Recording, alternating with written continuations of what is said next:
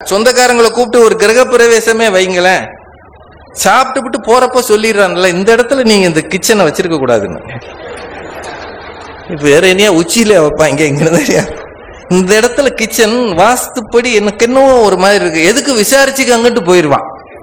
அவ்வளவுதான். அந்த அம்மா அதான் நான் தலையோட அடிச்சுக்கிட்டேன், என்னாச்சு இந்த ஆளுக்கு ஒண்ணுமே புரியாது, என்னாச்சு இங்க நான் வைக்காதையான்னு சொன்னேன், என்னாச்சு அவன் தான் பொருத்தி வச்சுட்டு போயிருக்கான்.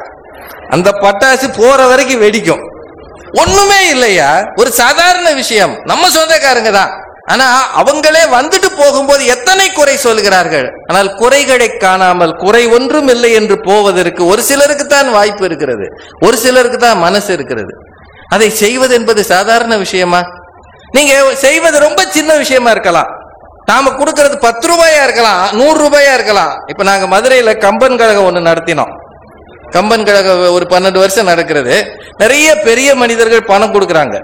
ஆனா அந்த 3 நாள் விழாவிலையும் முடிச்சிட்டு ஒரு தாயும் ஒரு மகளும் வந்து ஓரமா நின்னாங்க. ரொம்ப ஓரமா அப்படி பணிவா நின்றுட்டு இருந்தாங்க. அந்த அம்மாவுக்கு ஒரு 60 வயசு இருக்கும், அவங்க மகளுக்கு ஒரு 30 வயசு இருக்கும். ரொம்ப வசதிக்காரங்க இல்ல, இப்படி ஓரமா நின்றுகிட்டே இருந்தாங்க. சாலமன் பாப்பையா சாரை பார்த்து, ஐயா ஒரே ஒரு நிமிஷங்கய்யா அப்படின்னாங்க. என்னம்மா, ஒரு சின்ன தொகை இருக்கு, 3 நாளும் நல்ல ராமாயணம் எல்லாம் பேசினீங்க, இதை பார்த்துட்டு சும்மா போகணும்னு எங்களுக்கு தோணலையா, அதனால இதோ எங்களால முடிஞ்சது அப்படின்னு அப்படியே கைக்குள்ள வச்சு கொடுத்தாங்க. 110 ரூபா அதுல இருந்தது, வெறும் 110 ரூபா. 1 லட்சம் ரூபாய் கொடுத்த பெரிய பெரிய டோனர்ஸ் எல்லாம் உண்டு, ஆனா அதை விட எங்களுக்கு பெரிய சந்தோஷம் அந்த 110 ரூபாயில இருந்தது. காரணம், அவர்கள் இதயத்திலிருந்து வந்த ஒரு கொடை. அது இவருக்காக அவருக்காக என்று வந்ததல்ல. என்னாலும் எதையாவது செய்ய முடியும் என்கிற எண்ணம் இருக்கிற வரை இந்த சமூகம் நல்லா இருக்கும். அதாங்க உண்மை. நேபாளத்துல இதெல்லாம் வேண்டாம் இல்ல, இது மாதிரி யாராவது வந்தா 2-3 காரணம் இருக்கு. ஒண்ணு, நிறுத்துங்கன்னு அர்த்தம், இது முக்கியமானது. அது வந்து நிறுத்துங்க, இல்லாட்டி சில இண்டிகேஷன்ஸ் உண்டு. சில ஆள் போகவும் போகாது. பட்டிமன்றங்களே சில ஆள் 100 பெல் அடிச்சாலும் அங்க வந்து காது கேட்கலன்றாங்க. என்ன எனக்கு அரை மணி நேரம்னா 40 நிமிஷமா பரவாயில்ல பேசலாம், சாப்பாடு ரெடி ஆகிற வரைக்கும். அப்படி ஒரு சிக்கல் இருக்கு இதுல. இந்த இப்ப நீங்க எல்லாம் ரோட்டரி மீட்டிங் சில ஹோட்டல்ல பண்ணுவீங்க பாருங்களேன், இந்த கிளப் மீட்டிங் எல்லாம். அந்த ஹோட்டல் ரூம்லயே அந்த ஓரத்துல வரிசையா சில ஆள் உட்கார்ந்துருப்பான், நின்றுகிட்டு இருப்பான், ஒவ்வொன்றிலையும் தட்டு வச்சு. உள்ளுக்குள்ள அந்த தீ எரிஞ்சுக்கிட்டே இருக்கும், சிக்கன் மட்டன் எல்லாம் ரெடி ஆயிட்டு இருக்கும். இந்த பேச்சாளர் ரொம்ப நேரம் பேசினாருன்னா அவன் ஒண்ணுமே செய்ய மாட்டான், 2 தடவை மூடியை திறந்து மூடுவான். அங்க இருந்து வாசனை இங்க வந்தா எல்லாம் அப்படி திரும்பும். அப்படின்னா என்ன அர்த்தம், வாயா வந்து சரியா, உன்னை நிறுத்துறதுக்கு இதான் வழி. அது மாதிரி இல்லைன்னா பரவாயில்ல, இன்னொரு 10-15 நிமிஷம் எடுத்துக்கலாம்ல. நேபாளத்துல வந்த பூகம்பத்துக்கு நிறைய பேர் உதவி செஞ்சாங்க. இந்தியாவிலிருந்து நம்முடைய பிரதமர் நிறைய பணம் கொடுத்தாரு. நம்முடைய ரெஸ்கியூ டீம் எல்லாம் போனாங்க. அவங்க போய் அந்த டிசாஸ்டர் ரெக்கவரியா மேனேஜ்மெண்ட் டீம் எல்லாம் போய் அவங்கள காப்பாத்தினாங்க. ஆனா மீடியாவை மட்டும் அவன் போக சொல்லிட்டான் திரும்பி. நீங்க கவனிச்சீங்களா? அத இந்தியன் மீடியா உடனே கிளம்பி போயிரு, இங்க நேபாளத்துக்குள்ள இருக்கக்கூடாதுன்னு நேபாள் கவர்மெண்ட் நம்ம டிவி கேமராக்காரங்களாம் தூக்கி விட்டாங்க. காரணம் என்ன தெரியுமா? நம்மளுக்கு உடனே சென்சேஷனல் நியூஸ், பிரேக்கிங் நியூஸ், அடியிலிருந்து ஒருவர் கால் இல்லாமல் காப்பாற்றப்பட்டார் அப்படின்னு இங்க நியூஸ் காட்டிக்கிட்டு இருக்கான். இன்னொருவரது வேதனையும் துடிப்பும் நமக்கு செய்தியாக இருக்கிறது. அது செய்தி இல்லையா, ஒரு உயிரின் துடிப்பு. அதனால அவன் பார்த்தான், கேமரா வச்சுக்கிட்டு மைக்கு கையில பிடிச்சா யாரும் இங்க இருக்கக்கூடாது, ஓடி போயிருன்னு துரத்தி விட்டான். நம்ம ஊர் அப்படி ஆயிடுச்சு. ஆக்சிடென்ட் ஆனா கூட உடனே சைட்ல இருந்து என்ன சொல்ற, எத்தனை பேரு ஃபேட்டல் தானே போயிட்டாங்களா இல்லையா, அரைக்குறை தான் அடியா, அப்ப பரவாயில்ல போலாம். அடிச்சா நல்லா அடிக்கணும்ன்ற நினைப்பு நமக்கு வந்துருச்சு இல்ல, இதையா அடிச்சிருக்கான். சின்ன பையலே பாருங்க, அவன் இந்த இதுல விளையாடுறான் பாருங்க, கம்ப்யூட்டரா அது என்னது லேப்டாப்பு ஐபேட்லாம் அவன் விளையாடுற கேம் எல்லாமே துப்பாக்கி வச்சு சுடுறாங்க, ரத்தம் அப்படியே தெரிக்குது, சூப்பர்ன்றான். நாங்க அந்த காலத்துல எம்ஜிஆரும் நம்பியாரு சண்டை போட்டா கீழே குனிஞ்சுக்குவோம். அது எம்ஜிஆருக்கு இவ்வளவுன்னு தான் ரத்தம் வரும் இந்த ஓரத்துல. உலகத்திலே சென்டிமீட்டர் அளவுல ஒரு காயமோ அதுல சொட்டு சொட்டா ரத்தமும் வந்த ஒரே நடிகர் எம்ஜிஆர் தான். அதை அப்படி தொடச்சிட்டாருன்னா வீரம் வந்துடும். அதுக்கப்புறம் அவன் தீந்தான் போட்டு ரவுண்டு கட்டிடுவார். இப்படின்னு தொடச்சி இப்படி பார்ப்பாரு, அவ்வளவுதான், அவன் தீண்டான். இதுக்கு நாங்க குப்புறப்படுத்துக்குவோம்.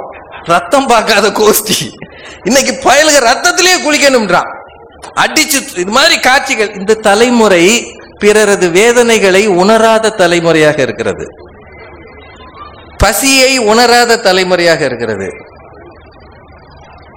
காசு எப்படி வரும் என்று தெரியாத தலைமுறையாக இருக்கிறது. 1975 76ல நாங்களா 20-25 வயது இளைஞர்கள், 15 வயது, கணக்கு வேற தப்பா போச்சு. 15 வயசு, நான் 60ல தானே பிறந்தேன். அப்போ எங்க வீடுகள்ல அப்போ ரொம்ப அரிசி பஞ்சம் வந்தது. பழைய சாதம் ஒரு சின்ன ஒரு கப், ஒரு போனி மாதிரி இருக்கும், அலுமினியா எவர் சில்வர்ல ஒரு வட்ட அந்த பழைய சாதத்தை போடுவாங்க.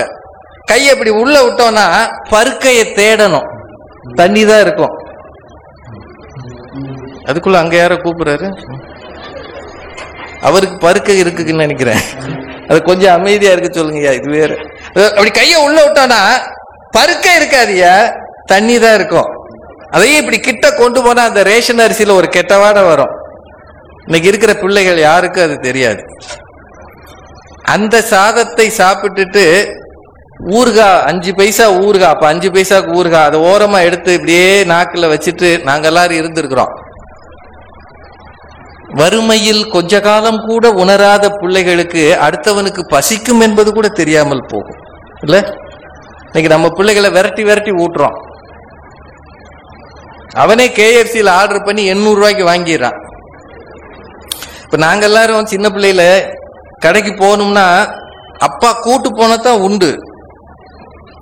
வருஷத்துக்கு ஒரு தடவை 2 தடவை ஹோட்டலுக்கு கூட்டு போவாங்க. அது மதுரையில மனோரமான்னு ஒரு ஹோட்டல் இருக்கு, இப்பவும் இருக்கு, மதுரைக்காரங்களுக்கு தெரியும்.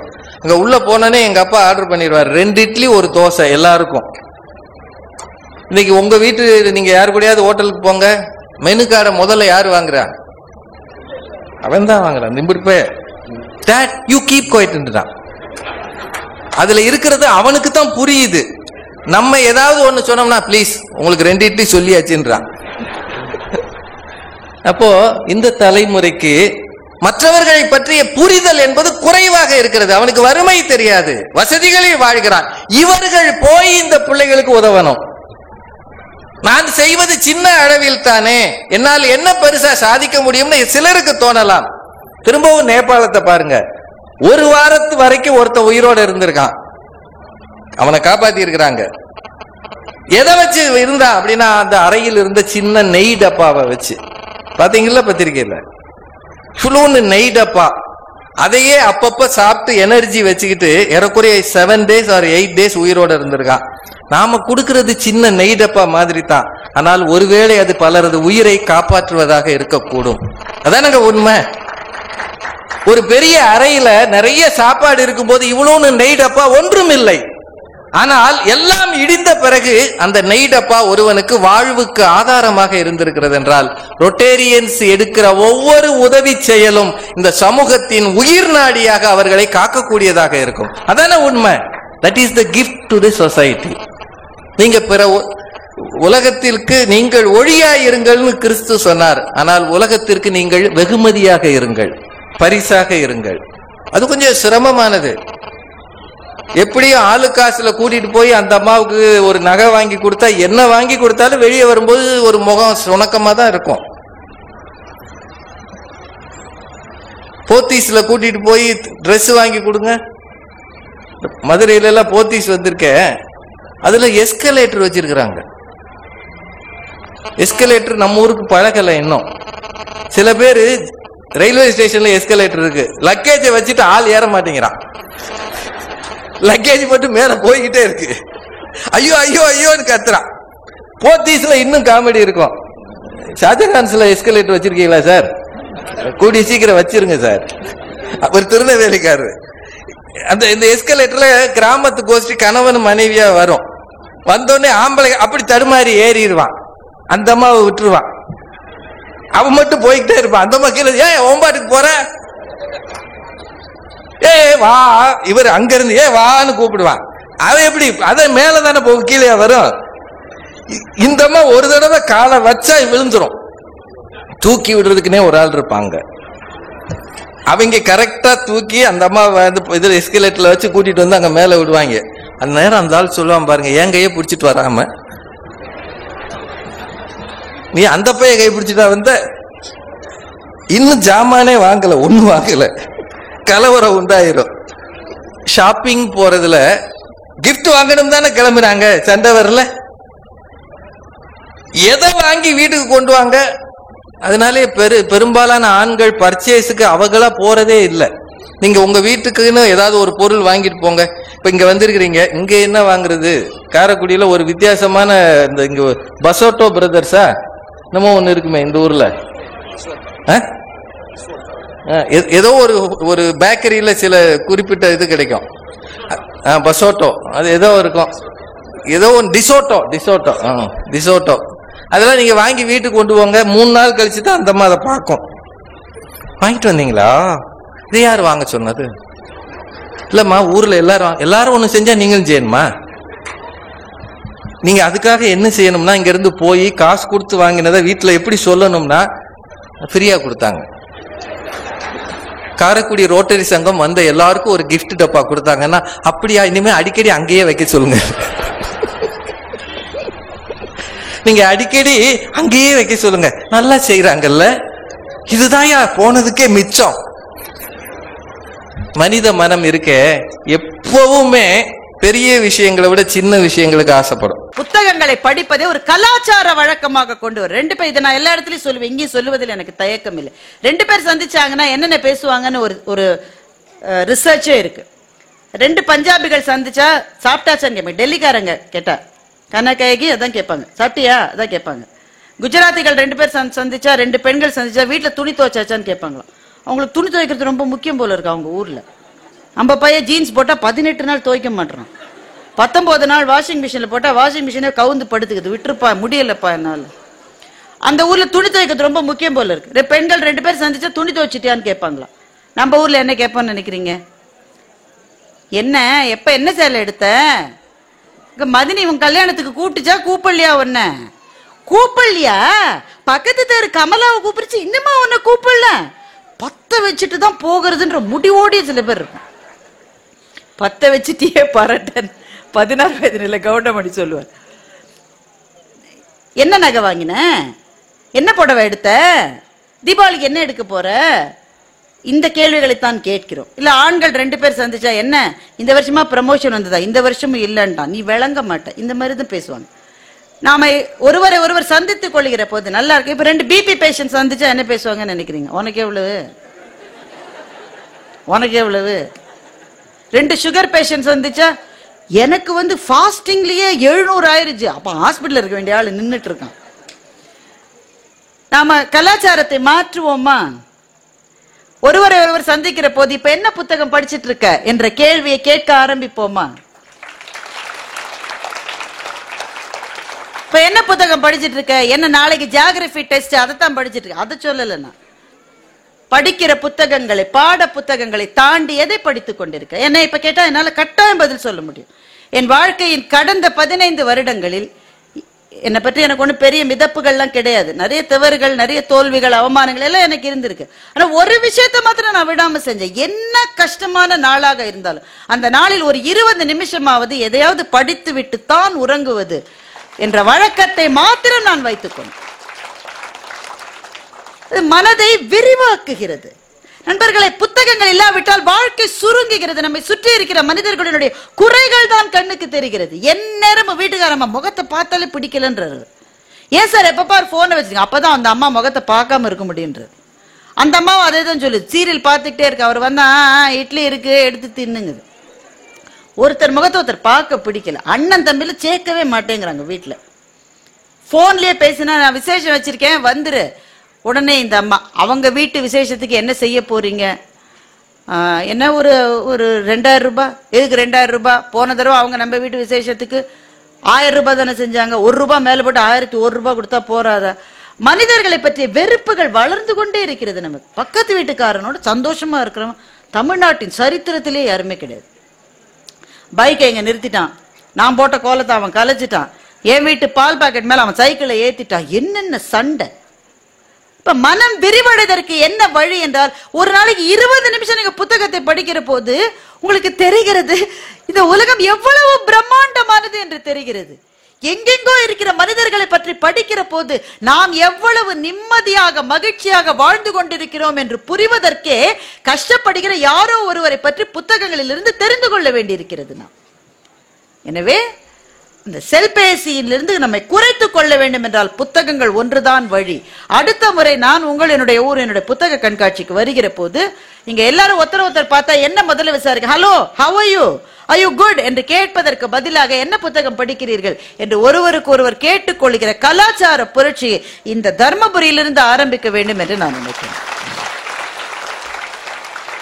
என்னுடைய நேரம் இன்னும் ஒரு 20 நிமிஷம் இருக்கு. டாக்டர் பரவாயில்லையா? 20 நிமிடங்கள், ஒரு மணி பிள்ளைகள்லாம் நொந்துருவாங்க. ஸ்டேஜ்லயே ஏத்தி வர வச்சிருக்கீங்க. இல்ல ஓகே ஐயா, இருங்க ஐயா, வருவேன். இவ்வளவு நேரம் நான் சொன்னது ஐயா கவனிக்கல. நாம் வாழ்க்கை என்பது விழுந்து விடுகிற ஒரு பள்ளத்தினுடைய விளிம்பில் நிற்கின்றோம். நாம் விழாமல் நம்மை காப்பது புத்தகங்கள் என்றுதான் நான் பேசிக் கொண்டிருக்கின்றேன். இந்த நாளை மகளிர் தினம் என்று நீங்கள் சொன்னதிலே எனக்கு மிக்க மகிழ்ச்சி. அதிலே ஒரு தனித்துவம் இருக்கிறது. இந்த ஊரிலே அது மிகப்பெரிய தனித்துவம். ஏனென்றால் இந்த ஊரிலே இருந்த பெண், இந்த ஊருக்கு வந்த ஒரு பெண்ணான அவ்வை என்ன செய்திருக்கிறாள் என்று உங்களுக்கு தெரியும். அதியமானுக்கும் தொண்டைமானுக்கும் இடையிலே போர் நடப்பதாக ஒரு போர் சூழல் உருவாகிறது. இந்த போர் சூழல் வந்த பிறகு அவ்வை என்ற பெண் இந்த தகடூரிலிருந்து தொண்டைமான் வசிக்கின்ற காஞ்சிபுரத்துக்கு நடந்தே போயிருக்கிறார். வேற எப்படி போயிருக்க முடியும்? அவ்வையாரால நடந்துதானே போயிருக்கணும். எவ்வளவு நேரம், எவ்வளவு நாட்களா இருக்கு அவ நடந்து போறதுக்கு? நாற்கர சாலைகள் இருக்கிறதா? நமக்கு எஸ்யூவி வண்டிகள் இருக்கிறதா? கூகுள் மேப் இருக்கா? என்ன இருக்கு? ஒரு கிழவி தன்னந்தனியாக நடந்து போயிருக்கிறாள். எதற்கு? போரை நிறுத்த வேண்டும் என்பதற்காக. அப்ப பெண்களை அம்பாசிடர்ஸா நீங்க நியமிச்சீங்கன்னா போர்கள் நின்று போகும் என்பதற்கு அவ்வையினுடைய வாழ்க்கை சாட்சி. இங்க இருக்கிற அத்தனை பேரையும் பார்த்து நான் மனசாட்சியோட ஒரு கேள்வியை கேட்கிறேன். இன்றைக்கு ரஷ்யாவினுடைய அதிபராக புட்டினுக்கு பதிலாக ஒரு பெண் அதிபர் இருந்திருந்தால் யுக்ரைன் மீது போர் தொடுத்திருப்பார் என்று நீங்கள் நினைக்கிறீர்களா? நியாயமாக பதில் சொல்லுங்கள். அதனால்தான் எல்லா இடத்திலும் பெண்களை சரிசமமாக நீங்கள் அரங்கேற்றுகிற போது, எல்லா சிந்தனைகளும் குவிகிற போதுதான் நல்ல கருத்துக்கள் மிளிரும் என்பதற்காக பெண்களுக்கு என்று ஒரு தினத்தை கொடுத்திருக்கிறீர்கள். வாழ்த்துக்கள். அல்ல மேடம் பேசுற போது சொன்னாங்க, எல்லா அட்வர்டைஸ்மெண்ட்லயும் பெண்களை நீங்க கவர்ச்சி பொருளாக ரொம்ப உண்மை. ஒரு அட்வர்டைஸ்மெண்ட்ல பாருங்க, ஒரு நடிகர் ஒருத்தர் ஒரு வீட்டு கதவை தட்டுவார், அந்த அம்மா திறக்கும். நீங்களா எதுக்கு வந்திருக்கீங்க? உங்க வீட்டு டாய்லெட் எப்படி கிளீன் பண்ணுங்க பாருங்க. ஒரு ஆள் வேலையெல்லாம் விட்டுட்டு உங்க டாய்லெட்டை எப்படி கிளீன் பண்றதுன்னு சொல்லி கொடுக்கறதுக்காகவே வந்திருக்கேன். என்னுடைய கேள்வி என்னவென்றால், டாய்லெட்டை கிளீன் பண்ணுவது எப்படி என்பதை ஏன் அந்த வீட்டு பெண்ணுக்கு மாத்திரம் சொல்லி தரீங்க? அந்த வீட்டு ஆணுக்கு சொல்லி கொடுத்தா என்ன? அந்த டாய்லெட் கிளீன் பண்ணக்கூடாதா? என் நேரமும் விளம்பரங்களில் வருகிற பெண்கள் அழகாக காட்சி அளிக்கிறார்கள். செக்கச்சுவேல்னு காட்சி அளிக்க அப்படியே கூந்தல் பறக்குது. நம்ம கூந்தல் வளரவே தோல் கீழே இறங்க மாட்டேங்குது, அப்படியே கூந்தல் பறக்கிறது. அப்ப ஒரு கிரீமை போட்ட உடனே தன்னம்பிக்கை வருது. என்னங்க தன்னம்பிக்கை வருது? கிரீமே போருமா? அப்ப என்ன மாதிரி பேச்சாளர்கள் என்னங்க செய்யறது? ஒரு கிரீமை போட்ட உடனே தன்னம்பிக்கை விடுகிறதாம். அப்ப சமையல் அறைக்கு போற அந்த அம்மா ஏதோ ஒரு பொடியை போடுது. அந்த ஆளு வாசல்ல இருந்து அப்படியே அதை முகந்துகிட்டே வர்றாரு. ஆண்களை இதை விட நீங்க மோசமா காட்ட முடியுமா? எந்நேர சட்டை கரையை துவைப்பவளும் அவளே, பிள்ளையினுடைய மார்க்குக்காக ஊக்கபானங்களை கொடுப்பவளும் அவளே. ஒரு பெண்ணை நீங்கள் எந்த நேரமும் அறிவு உலகத்துக்கு சம்பந்தம் இல்லாதவளாகவே காண்பித்துக் கொண்டிருக்கிறீர்கள். அறிவு உலகத்தில் நிற்கிறவள் அவள் என்று எப்போது நீங்கள் விளம்பரங்களில் காட்டப் போகிறீர்கள்? அந்த இடம் ஏன் பெண்களுக்கு தேவை என்றால், அவ்வையதற்கு ஒரு சிறந்த உதாரணம். பெண்களால் தான் மிகச் சிறந்த மாற்றங்களை கொண்டு வர முடியும். ஒரு ஸ்லோகன் இப்போதற்கு, ஃபியூச்சர் இஸ் ஃபீமேல், எதிர்காலம் என்பது பெண்களின் கைகளில் தான் இருக்கிறது. இதை நீங்கள் உங்கள் வீட்டு பெண் குழந்தைகளுக்கு சொல்லித்தர வேண்டும் என்று அவசியம் இல்லை. உங்கள் வீட்டிலே இருக்கிற பெண்களுக்கு இதை சொல்லித்தர வேண்டும் என்ற அவசியம் இல்லை. உங்கள் வீட்டிலே இருக்கிற மகன்களுக்கு இதை சொல்லிக் கொடுங்கள். பெண் என்ற ஒரு உடல் நினைச்சுக்கிட்டு அவன் வளர்ந்துடுறாயா? 22, 23 வயசு மட்டும் உடல் என்பது மாத்திரம்தான் அவனுக்கு தெரிகிறது. அவளுக்கு அறிவு இருக்குன்னு அவனுக்கு சொல்லியே தெரியலையே. அவளும் இந்த உலகத்தில் உன்னோடு கைப்பிடித்துக் கொண்டு இந்த பாதையை மாற்ற வந்தவள் என்று அவளுக்கு நீ சொல்லி தரவில்லையே. இந்த மாற்றத்தை கொண்டு வருவதற்கும் நல்ல புத்தகங்களால் தான் முடியும் நண்பர்களே. நான் மருத்துவமனையிலே இருந்த காலகட்டத்தில், நான் அதை பற்றி ரொம்ப விரிவா பேச விரும்பல, ஏன்னா நிறைய பேசியாச்சு, நீங்களும் கேட்டாச்சு. நான் மருத்துவமனையில் இருந்த காலகட்டங்களில் மருத்துவர் டாக்டர் இருக்காங்க, மேடையிலையும் டாக்டர் இருக்காங்க. ஒரு பேஷண்டை எது காப்பாற்று? நல்ல மருத்துவமனை, நல்ல மருத்துவர்கள், நல்ல கூட இருந்து நம்ம கவனிக்கிறவர்கள், செவிலியர்கள், நம்ம குடும்பத்தில் இருக்கிறவங்க சில பேர் ஆறுதலா இருக்கணும். நம்மளை பார்த்த உடனே பிழிய உனக்கு போய் இப்படி வந்து விட்டதுன்னு உள்ளதும் போச்சுடான்னு ஆயிரும். நீ நல்ல தேறி வருவ, you're okay, you're all right, அப்படிதான் சொல்லணும்.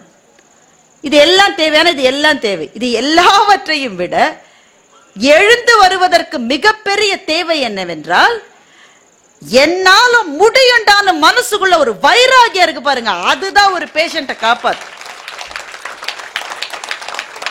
அதுதான் ஒரு பேஷண்ட்டை காப்பாத்தும். இப்போ இவ்வளவு பயணங்கள், அலுவலகத்தில் ஒரு வேலை, எனக்கு கீழே வேலை செய்கிறவர்கள், பரபரப்பான ஒரு வாழ்க்கை, என்னுடைய மகள்கள், என்னுடைய வீடு, என்னுடைய சமையலறை, இவ்வளவு பரபரப்பான வாழ்க்கையில இருந்து அப்படியே கட் பண்ணி அப்படியே மருத்துவமனை படுக்கையில 22 நாள் இருந்த போது நம்முடைய தன்னம்பிக்கை சுருங்கும் நண்பர்களே, தன்னம்பிக்கை சுருங்கும். இப்படி ஆயிடுச்சுன்னா, எந்திரிக்கவே முடியலன்னா, சில பேருக்கு என்ன விசாரிக்கிறதுன்னு தெரியாது பேஷண்ட்ஸ் கிட்ட. இப்ப எனக்கு மூளைக்கு போகிற அந்த பாதையில ஒரு பிரச்சனை என்று வந்தது. டாக்டர்ஸ்க்கு தெரியாது, அன்யூரிசம் என்கிற ஒரு பிரச்சனை. அது வந்தா முதல்ல என்னன்னா, ஒருவேளை கோமால போறதுக்கான வாய்ப்பு உண்டு, அது சரியாயிடும். அப்படி வந்தா கூட ஒன்னும் பயப்படுறதுக்கு இல்லை. சில பேர் வந்த உடனே அவங்க என்ன டெஸ்ட் பண்றாங்க. உன் பேர் என்ன சொல்லு? என் பேரே தெரியாத நிலைமையில என்ன இருக்கு, நான் யாருன்னு தெரியுமா சொல்லு. உண்மையில அவர் யாருன்னு எனக்கு தெரியல, என்னன்னா அவர் பார்த்ததே இல்லை. அது மட்டும் உறவுக்காரங்க அன்போடு விசாரிக்கிறாரு. உனக்கு ஞாபகம் இருக்கா, இன் 1992 நேற்றுக்கு நடந்தது நமக்கு ஞாபகம் இல்லடா. நான் உனக்கு என்ன டெஸ்ட் பண்றாங்களாம். இப்ப டாக்டர் சொல்லிட்டாரு, யாரு எந்த கேள்வியும் கேட்கக்கூடாது அந்த அம்மாட்ட. அதுக்காக ஞாபகம் வந்தா வரட்ட போட்டுட்டார், எந்த கேள்வியும் கேட்காது. அப்ப நமக்கு தனியாக இருக்கிற போது நான் தனியாக தான் இருக்கணும் நண்பர்களே. நோயில், தோல்வியில், அவமானத்தில், விரக்தியில் நாம் இருக்கிற போதுதான் நமக்கு தெரியும் நாம் எவ்வளவு தனிமையானவர்கள் என்று. சுத்தி 100 பேர் இருப்பான், கணவன் அல்லது மனைவி இருப்பாங்க, வாயில சாப்பாட்டை கொடுப்பாங்க, பிள்ளைங்க இருப்பாங்க, அப்பா அம்மா இருந்தா தினம் அழுதுட்டு பிரார்த்தனை பண்ணுவாங்க. எனக்காக எத்தனை பேர் பிரார்த்தனை செய்தீர்கள் அது எனக்கு தெரியாது இல்லையா. நான் மருத்துவமனையில் இருந்த போது, இந்த உலகத்தில் உங்களுக்கு எவ்வளவு பேரும் இருக்கலாம், ஆனால் ஒவ்வொரு மனிதனும் தோல்வியின் பாதையில் நடக்கிற போது, அவமானத்தின் பாதையில் நடக்கிற போது அவனுக்கு ஒரு விஷயம் தெரியும், இந்த உலகத்தில் தனியாக வந்தோம், தனியாகத்தான் போவோம் என்பதுதான். You are born alone and you have to go alone. அப்போ ஒரு நோயோ ஒரு பிரச்சனையோ வருகிற போது கஷ்டமா தான் இருக்கு, ஆனா அதுல இருந்து மீண்டு வெளியில வர்ற போது வாழ்க்கை ரொம்ப புதுசா இருக்குங்க, ரொம்ப புதுசா இருக்கு. அதுவரை நம் மனத்திலே இருந்த சில நெருப்புகள் மனசுல எரிஞ்சிட்டு இருக்கும்ல, அது கட்டாயமா எல்லாருக்கும் இருக்கும். அப்பெல்லாம் எதுவுமே கிடையாது. நான் உலகத்தில் எல்லாரையும் நேசிக்கிறேன், பொய். சில பேரை நமக்கு பிடிக்காது, ஒத்துக்கிட்டா என்ன, நமக்கு சில பேரை பிடிக்காது நமக்கு. அது உறவுக்காரங்களே சில பேர் இருக்கலாம். சில உறவுக்காரங்க தவறு கண்டுபிடிச்சிட்டே இருப்பாங்க, அவங்களுக்கு அதை சொல்லி புரிய வைக்க முடியாதுங்க. நம்ம அவங்கள பார்க்க போற வச்சுக்கோங்க, நல்லா தான் போவோம். என்ன எப்ப பாரு போன தடவை கட்டின சேலி இந்த தடவை கட்டியிருக்க, இதை கூடவா கணக்கு வச்சுப்பீங்க? என்ன நீ குழம்பு வச்சா வர வர சரியாவே இருக்கமா, அவங்களுக்கு நல்லா இருக்கு, சூப்பர், அப்படியே ஒரு வார்த்தை அவங்க சரித்திரத்திலேயே வர. உங்க வீட்டுக்காரரை யோசிச்சு பாருங்க, எப்படித்தான் மனுஷன் வாழறாரு. இந்த குறை சொல்லுவது என்பது ஒரு நோய். ஆனா பாவம் அவங்களுக்கு தெரியல, தான் நோயாளின்னு தெரியல, சொல்லிக்கிட்டே இருப்பாங்க திரும்ப திரும்ப. இந்த மாமியார் மருமகள் உறவுல பிரச்சனை வருவதற்கு மிகப்பெரிய காரணமே இந்த குறை சொல்லுதல் தான். ஒருத்தர் குறை சொல்லிப்பாங்க. இந்த பொண்ணு வெளியில வந்து சொல்லுவேன், எங்க அத்தைக்கு எந்நேரம் பின்னாடியே நின்றுட்டு இருக்கு. நான் என் வீட்டுக்காரரை ஒரு தடவை பார்த்து சிரிச்சேன். குடும்ப பொண்ணு நடுவுல எல்லாம் சிரிக்க கூடாதுங்க. சிரிக்கிறதுக்கு என்ன, குடும்ப பொண்ணு என்ன, நடுவுல என்ன, என் நேரமா எங்க அத்தை குறை சொல்ல. அந்த அம்மாவுக்கு அந்த பொண்ணை பத்தி அவ்வளவு குறைகள் இருக்கு. எப்படித்தான் இதெல்லாம் பெத்து வளர்த்தாங்களோ. குறைகள் குறைகள் குறைகள். இப்ப இந்த குறைகள் மாறும் நீங்க நம்புறீங்களா? உண்மையா சொல்லுங்க, சில பேர்ல இந்த மோட்டிவேஷனல் ஸ்பீக்கர்ஸ்லாம் சொல்லுவாங்க, எந்த பிரச்சனையா இருந்தாலும் பேசி சரி செய்து கொள்ளும். ஒண்ணுமே சரியாது, கட்டாயமா நான் சொல்றேன். கணவன் மனைவிக்குள் பிரச்சனையா, உட்கார்ந்து பேசுங்கள், நம்பாதீங்க. உட்கார்ந்து பேசுங்கன்னு சொல்லி உங்கள்கிட்ட 2000 ரூபாய் ஃபீஸ் வாங்க. உட்கார்ந்து பேசினா சின்னதா இருந்த சண்டை பெருசாயிரும். உண்மையை சொல்லுங்க, நடக்குமா நடக்காது? சண்டை முதல்ல சின்னதா தாங்க இருந்தது, அதுவா கழுது சரியா இருக்கும் 2 நாள்ல. இந்த டாக்டர் அம்மா, அந்த சைக்கியாட்ரிஸ்ட் சொல்லியிருக்காங்க, கவுன்சிலர்ஸ் உட்கார்ந்து பேசுங்கள். 2 பேரும் உட்கார்ந்து பேசினா போன வருஷம் என்ன நடந்தது, அதுக்கு முந்தின வருஷம் என்ன நடந்தது, 27 வருஷத்துக்கு முன்னாடி உங்க அக்கா என்ன அவங்க வீட்டுக்கு கூப்பிட்டு வடை சட்டிலேயே நான் வெந்தேன், எனக்கு ஒரு புடவை வச்சு கொடுத்தாங்க வெறும் 120 ரூபாய்க்கு, வீட்டுல வேலை செய்யற அம்மா கூட அதை காட்ட. இப்ப அந்த அன்றைய பிரச்சனை என்பது அதோட போயிருக்கு. இப்ப 27 வருஷம் பிரச்சனை சேர்ந்துருச்சு. அது உட்கார்ந்து பேசினா ஒரு பிரச்சனையும் தீராது. சோ என்ன செய்யணும்? You have to let go. அப்படித்தான் சில பேர் அப்படித்தான் இருப்பாங்க. அவங்க அப்படி இருக்காங்கன்றதுக்காக அவங்கள மாதிரி நான் மாறக்கூடாது, நான் நானாவே இருக்கணும். இந்த ஞானோதயம் எப்ப வரும்னா, நமக்கு ஒரு தோல்வி வர்ற போது, நமக்கு ஒரு உடல்நிலை சரியில்லை போது, நமக்கு ஒரு அவமானம் வர்ற போது என்ன நமக்கு கிடைக்கிறது என்றால் தனிமை கிடைக்கிறது. இன்றைய வாழ்க்கையில் நம்முடைய மிகப்பெரிய மகத்தான பிரச்சனை நமக்கு தனிமையே கிடையாது. ஒவ்வொரு நிமிடமும் தனிமையே கிடையாது. ஒரு நிமிஷம் வீட்டுல யாருமே இல்லாட்ட கூட போனை பார்த்துட்டு இருக்கோம், 10,000 பேர் நம்மோட பேசிக்கிட்டே இருக்கான். இந்த பாட்டை கேளுன்றான், இதை வாங்குன்றான், அதை வாங்காதன்றான், கருத்துக்களை சொல்லிக்கிட்டே இருக்காங்க. எல்லா சேனல்லையும் எல்லாரையும் கூப்பிட்டு இன்டர்வியூ பண்றாங்க. சில பேர் காலையில இருந்து பல் தேய்ச்ச உடனே இன்டர்வியூக்கு போயிடுறாங்க. அப்பதான் பல் வேலைக்கு இருக்கான், உடனே சட்டையை மாத்திட்டு ஒரு சேனல் இன்டர்வியூக்கு போயிடுறான். இது வந்துகிட்டே இருக்கு நமக்கு. அப்ப தனிமை என்பதே இல்லை. there is no solitude at all. தனிமைனா தனியா இருக்கீங்க, ஆனா மனத்துக்குள்ளே அந்த விலகலே இல்லை, சாலிட்யூடே இல்லை. நோயில் இருக்கிற போது அது நமக்கு கிடைக்கிறது நண்பர்களே, சாலிட்யூட். போனை பார்க்க கூடாது, யாரும் உள்ள அனுமதி கிடையாது. டாக்டர் வந்தா வருவார், சில நேரம் ஒரு நாள் பொறுத்து தான் வருவார். அவங்க வர்றப்போ வரட்டும், நீங்க காத்திருக்கணும். காத்திருக்கிற போது, கண்ணை மூடிக்கொள்கிற போது நீங்கள் யாரை பார்க்கிறீர்கள்? உங்களோட அப்பா அம்மா ஞாபகம் வரலாம், உங்க அக்கா தங்கை ஞாபகம் வரலாம். அக்காவோட நேற்றுக்கு சண்டை போட்டிருந்தா கூட அந்த நேரத்துல மனசு சே அவளை ஒரு தடவை பாப்போமா இனிமேன்னு தோணுது இல்ல. அந்த எண்ணம் தான் நிஜமான எண்ணம். நேற்று வரை போட்ட சண்டைகள் அந்த மேகம் மதி கலைஞ்சு போயிடும். ஆனா ஆழ் மனதில் இருப்பது நம் வாழ்க்கைக்கு யார் நெருக்கமானவர்களோ. அப்ப என்னுடைய கணவரை பத்தி தோணுது எனக்கு, இந்த மனுஷோட உட்காந்து பேசுவே இல்லையே, 20 வருஷம் ஆச்சு, ஓடிக்கிட்டே இருந்துட்டோமே 2 பேரும், ஒரு வார்த்தை பேசலையே. சொல்ல வேண்டியது எவ்வளவு பாக்கி இருக்கிறது நண்பர்களே. வேற யார்கிட்ட நீங்க பேசலனாலும் பரவாயில்ல, தனிமையில் இருக்கிற போது நீங்கள் நன்றி சொல்ல வேண்டியவர்களுக்கான பட்டியல் ஒன்றை உங்களுக்குள் உருவாக்கி கொள்ளுவீர்கள். யாருக்கு நன்றி சொல்லணும்? முக்கியமா வாழ்க்கை துணைவிக்கு அல்லது வாழ்க்கை துணைவனுக்கு. கடைசி மட்டும் அவங்க தான் வருவாங்க, அவங்க தான் வருவாங்க. அப்பா அம்மா ஒரு கட்டத்துல அவங்க விடை பெறுறாங்க தானே. பிள்ளைகள், மலையிலிருந்து நதிகள் குதித்து ஓடத்தான் நீ செய்யும். எந்த மலையாவது நதியை பார்த்தா ஐயோ என்னை விட்டு நீ போயிடாத, நீ இல்லாம இருக்க மாட்டேன், நதியை திரும்பி வாங்கிக்குதா எந்த மலையாவது? ஒவ்வொரு மலையும் நதிகள் குதித்து ஓடுவதை மகிழ்ச்சியோடு பார்த்து கொண்டு மௌனத்தில் இருப்பது போல ஒரு கட்டத்தில் பெற்றோர்கள் பிள்ளைகள் விலகுவதை பார்த்து கொண்டு மௌனத்தில் இருக்க வேண்டும். மௌனத்தில் இருக்கிற போது அந்த மனநிலை வர வேண்டும் என்று சொன்னால் நீங்கள் அதற்கு தயாராக வேண்டும். Solitude helps you.